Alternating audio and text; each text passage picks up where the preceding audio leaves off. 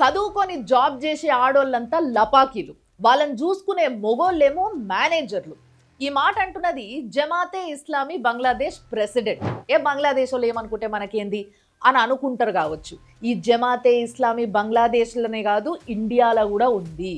కానీ welfare party of India అనే ముసుగుల తిరుగుతుంది. వీళ్ళకి సంబంధించిన ఒక స్టూడెంట్ వింగ్ కూడా ఉంది, ఫెటర్నిటీ మూవ్మెంట్ అని. ఇది మన ఇండియాలో ఉన్న అన్ని యూనివర్సిటీస్లో కూడా ఉంది. ఈ విషయం కూడా ఇంతకుముందు మనం ఒక వీడియోలో చెప్పుకున్నాం, మీకు గుర్తుంటే. ఈ జమాతే ఇస్లామీ బంగ్లాదేశ్ ప్రెసిడెంట్ ఎవరైతే ఉన్నారో షఫీకుర్ రహమాన్ అనేట ఈయన ఒక ట్వీట్ పెట్టిండు. కొన్ని గంటలలోనే ఇంటర్నేషనల్ వైడ్గా బ్యాక్లాష్ వచ్చేసరికి టక్కున డిలీట్ చేసిండు.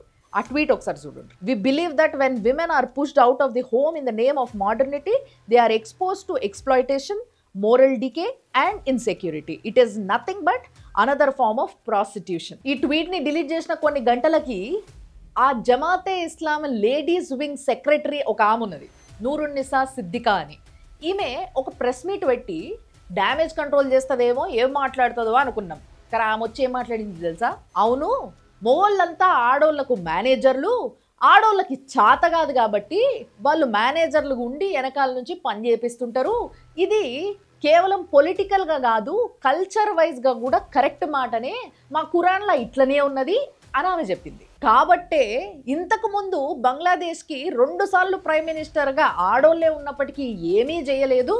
అందుకోసమే మా పార్టీ మాకు అసలు ఏ ఆడోళ్ళకి కూడా టికెట్ ఇవ్వలేదు అని చెప్పింది స్పష్టంగా. ఈ వెల్ఫేర్ పార్టీ ఆఫ్ ఇండియా ముసుగులో తిరుగుతున్న జమాతే ఇస్లామీ, వాళ్ళ స్టూడెంట్ వింగ్ అయిన ఫెటర్నిటీ మూవ్మెంట్, వీటిని కానీ మన దేశంలో మనం కంట్రోల్ చెయ్యలేకపోతే చాలా తొందరలా ఏ ఆడది ఇల్లు దాటి అడుగు బయట పెట్టినా కూడా ఇది లపాకీ, నువ్వు లపాకీవే అనే మాట వినాల్సి వస్తుంది. ఇంకొక మాట, ఆల్రెడీ ఆఫ్ఘనిస్తాన్లో తాలిబాన్ గవర్నమెంట్ అక్కడ ఆడోళ్ళని గట్టిగా పారేసింది.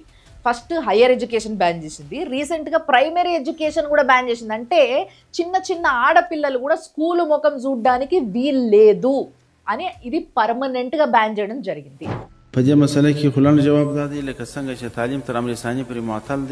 ఇది మెల్లమెల్లగా బంగ్లాదేశ్కి పాకిందన్న విషయం మనకి ఇవాళ ఈ ముచ్చటం తిన్న తర్వాత అర్థమవుతుంది. ఇక నెక్స్ట్ ఇండియాకే పాకబోతుంది, ఇండియాలో ఉన్న ఊళ్ళకి పాకబోతుంది, ఇండియాలో ఉన్న ప్రతి కాలేజ్కి కూడా పాకబోతుంది. కాబట్టి దీన్ని కంట్రోల్ చేయాల్సిన బాధ్యత మనదే.